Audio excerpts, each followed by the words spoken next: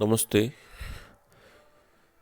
इससे पहले की 3 वीडियो में मैंने आपको बाकी 3 पुरुषार्थों के बारे में बताया कि धर्म किस प्रकार होना चाहिए, अर्थ किस प्रकार होना चाहिए और काम किस प्रकार होना चाहिए। आज हम मोक्ष पुरुषार्थ पर चर्चा करेंगे। मोक्ष पुरुषार्थ चतुष्टय में चरम पुरुषार्थ माना गया है। त्रिवर्ग अर्थात धर्म, अर्थ, काम मनुष्य के भौतिक पुरुषार्थ है और मोक्ष आध्यात्मिक पुरुषार्थ है। त्रिवर्ग मनुष्य को सांसारिकता की ओर प्रवृत्त करते हैं और मोक्ष व्यक्ति को सांसारिकता से निवृत्त करता है। अपने जीवन के सभी कार्य सात्विकता और सफलतापूर्वक करने के बाद मनुष्य वृद्धावस्था में इस चरम उद्देश्य की प्राप्ति में संलग्न होता है। मनुष्य को भावात्मक, आध्यात्मिकता और भौतिक व सौंदर्यात्मक, सामाजिक आदि अनेक प्रकार की परस्पर विरोधी और अनुकूल प्रवृत्तियां आवर्त की रहती है। इन विरोधी प्रवृत्तियों से छुटकारा मिलने पर ही मनुष्य को निवृत्ति का मार्ग मिल पाता है। डॉक्टर जयशंकर मिश्र के अनुसार मनुष्य में जब सहजता, आध्यात्मिकता, स्वाभाविकता, आत्मचिंतना, बौद्धिकता का उदय होने लगता है, तब वह निवृत्ति मार्ग की ओर उत्कंठित होता है।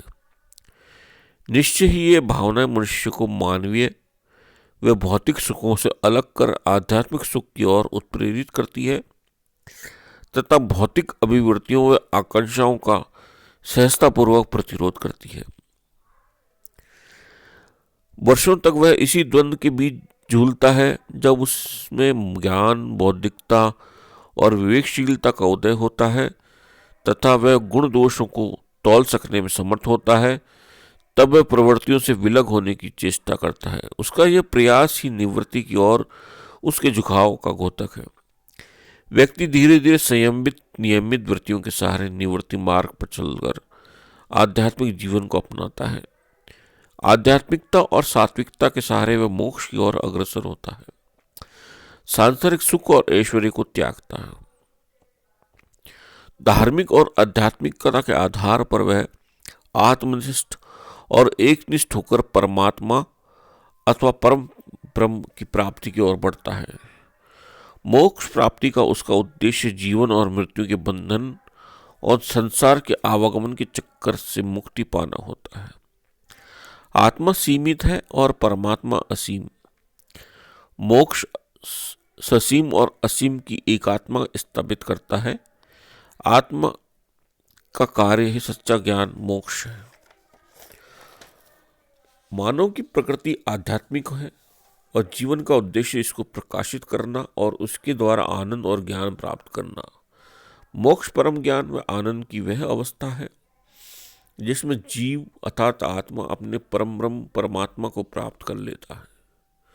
जीव का परम ब्रह्म से साक्षात्कार व मिलन हो जाता है। मोक्ष के अर्थ के बारे में हम चर्चा करें तो मोक्ष शब्द की उत्पत्ति मुख धातु से हुई है, जिसका अभिप्राय है मुक्त करना अथवा स्वतंत्र करना। मोक्ष का अर्थ है आत्मा की मुक्ति। मनुष्य जब रज गुण और तम गुण से छुटकारा पाकर पूर्णतः सत्व गुण का अनुसरण करता है, यही सात्विक मार्ग मनुष्य को मोक्ष की ओर आकृष्ट करता है। सांख्य शास्त्रियों के अनुसार व्यक्ति पूर्ण रूपेण अकर्ता, अनजान, अनिबुद्ध है। ऐसी स्थिति में क्रियाओं का कर्ता पुरुष न होकर प्रकृति है।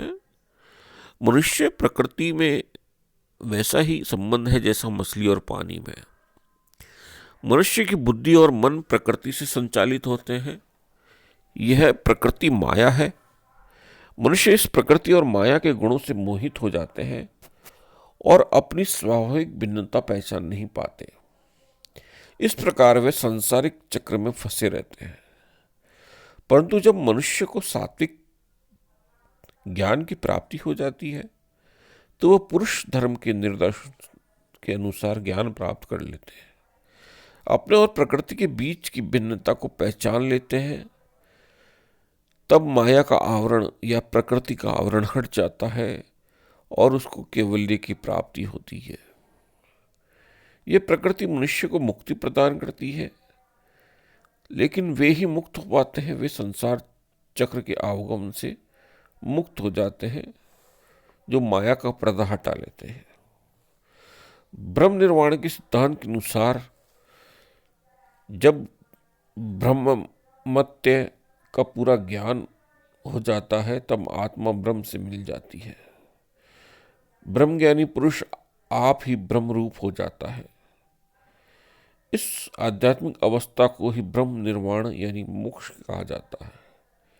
शिव गीता में कहा गया है कि मोक्ष कोई ऐसी वस्तु नहीं कि जो किसी एक स्थान में रखी गई हो, अथवा यह भी नहीं कि उसकी प्राप्ति के लिए दूसरे गांव या प्रदेश में जाना पड़े। वास्तव में हृदय की अज्ञान ग्रंथि के नाश हो जाने अर्थात पूर्ण ज्ञान प्राप्ति को ही मोक्ष कहा गया। मनुष्य अर्थात जीव व प्रकृति, मनुष्य अर्थात जीव जब प्रकृति से अपने बंधनों को विच्छेद कर लेता है तो वह प्रकृति अर्थात माया से मुक्त हो जाता है। इस मुक्ति के 3 मार्ग बताए गए हैं। पहला ज्ञान मार्ग, दूसरा कर्म मार्ग और तीसरा भक्ति मार्ग। इन सभी मार्गों में प्रवृत्ति काल में भक्ति मार्ग को श्रेष्ठ बताया गया। ज्ञान मार्ग और भक्ति मार्ग, कर्म मार्ग, इन तीनों मार्गों की पहचान के लिए गुरु की अपनी महत्ता है और बिना गुरु के सही मार्ग का चयन संभव नहीं है। मोक्ष के बारे में हमें साहित्य में विभिन्न नाम मिलते हैं। उनकी पर्यायवाची शब्द जो है मोक्ष के, वे अलग अलग हैं। संहिताओं में मोक्षवाची अमृत तत्व सर्वाधिक प्रयोग मिलता है।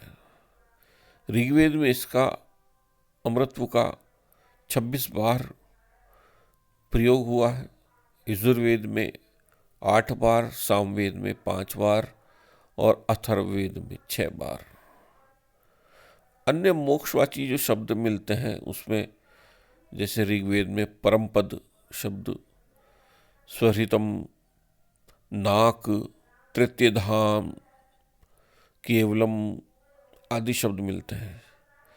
संहिताओं के अतिरिक्त जो शब्द मिले हैं उपनिषदों में, उसमें ब्रह्मलोक, आनंदा, कैवल्यम, निश्रेयस, स्वर्ग, शाश्वत सुखम, शाश्वत शांति, निवृत्ति, मुक्ति आदि शब्दों में प्रयोग मिलते हैं। वेदों में ब्रह्म ज्ञान के फलस्वरूप जीवात्मा प्रकृति निस्वरूप को जानकर अविद्या के कारणों का विनाश करके जन्म हेतु कर्मफल के मूल को समाप्त कर लेता है, तो जन्म मरण के बंधन से प्रांत काल के लिए छूट जाता है, यह परमात्मा का उपभोग करता है। यही मोक्ष की परिकल्पना है।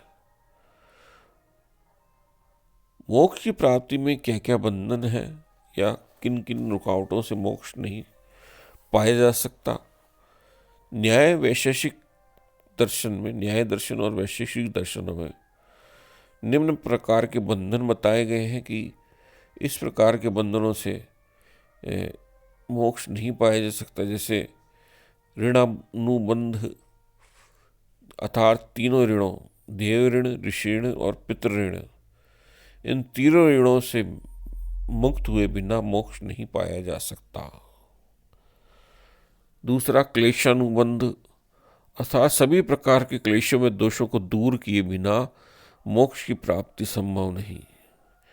तीसरा प्रवृत्त्यानुबंध अर्थात कर्म करने की जन्मजात प्रवृत्ति मनुष्य को क्षण भर भी ठहरने नहीं देती, अतः कर्म करते हुए ये कर्म करने की प्रवृत्ति के कारण मोक्ष की प्राप्ति संभव नहीं। चौथा कर्म फलानुबंध अर्थात मानव को शुभ कर्म करके उसका फल प्राप्त करना होता है, अतः मोक्ष प्राप्ति के लिए उसे ये इन बंधनों से छुटकारा पाया जाता है। अथर्ववेद में भी ऋणानुबंध को स्वीकार किया गया है। ऋग्वेद में मोक्ष की परिकल्पना के विषय में मृत्यु बंधन से छुटकारा पाने की भावना के दर्शन होते हैं। जैसा कि लिखा हुआ है, मैं पके हुए खरबूजे की भांति मृत्यु के बंधन से छूट जाऊं, अमृत से नहीं।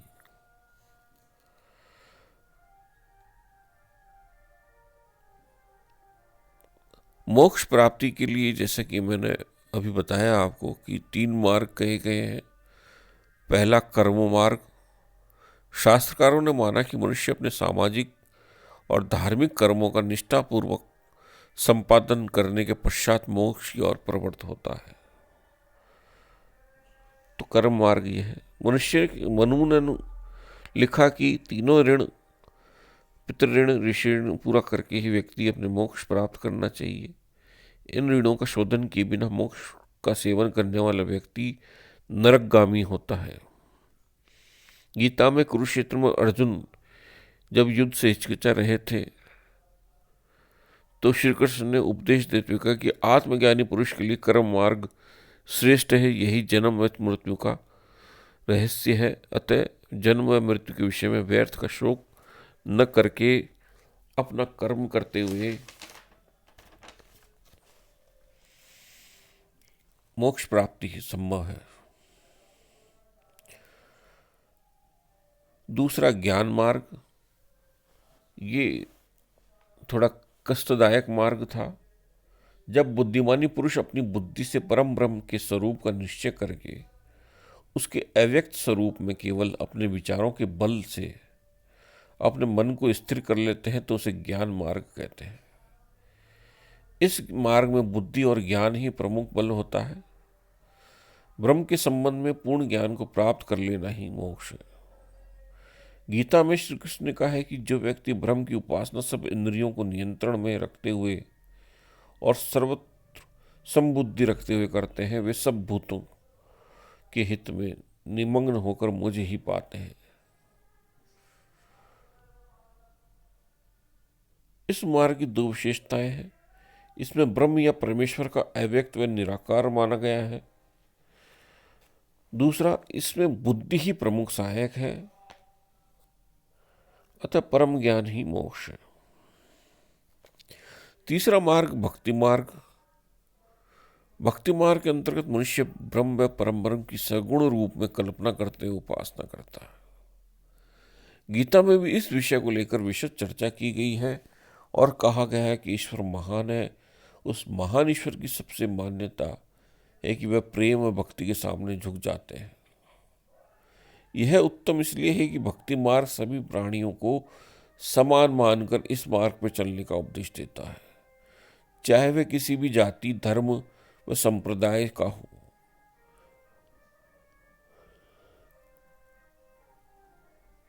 भगवान के लिए सभी भक्त समान हैं, चाहे वे ब्राह्मण हो या शूद्र। साथ ही भक्ति में कोई आडंबर नहीं है। इसलिए भक्ति मार्ग पर चलने वाले को भगवान भजन, भगवान ज्ञान और भगवान दर्शन के लिए बाहरी आडंबर की कोई आवश्यकता नहीं होती। वास्तविक सहायता से भगवान का दर्शन या भगवान ज्ञान कहीं भी रहकर हो सकता है। भक्ति मार्ग में भगवान सखा भी हो सकते हैं, पिता भी हो सकते हैं, रक्षक, माता, मित्र, गुरु, भागीदार, सर्वशक्तिमान जगदम्बा आदि बनकर कुछ भी हो सकते हैं। अब यह चर्चा की जाती कि इनमें से कौन सा मार्ग मोक्ष प्राप्ति के लिए सर्वोत्तम है। तो अधिकांश जो विद्वान हैं वो कर्म मार्ग को सर्वश्रेष्ठ मानते हैं। भगवान कृष्ण ने गीता में कहा है कि इतना निश्चित रूप से कह सकते हैं कि ज्ञान मार्ग से भक्ति मार्ग कहीं अधिक उत्तम है, क्योंकि ज्ञान मार्ग कष्टदायक है और सामान्य जन इसे अपना नहीं सकते, लेकिन सामान्य जनता के लिए भक्ति मार्ग सहज है और सुगम है। गीता में भक्ति की श्रेष्ठता बताते हुए भगवान कृष्ण ने कहा है कि जो व्यक्ति सच्चे हृदय से और प्रेम भक्ति भाव से भगवान का ध्यान में भजता है, भगवान इस मृत्यु सागर से बिना विलंब किए उसका उद्धार कर देते हैं। परंतु भक्ति मार्ग से मोक्ष प्राप्ति तभी संभव है जब भक्त भगवान का भजन, पूजा पाठ, ध्यान आदि प्रेम भाव, भक्ति भाव से करने के साथ साथ भक्त फल की आशा को त्याग कर धर्मानुसार अपने कर्तव्य कर्मों को निष्ठापूर्वक पालन करता जाए।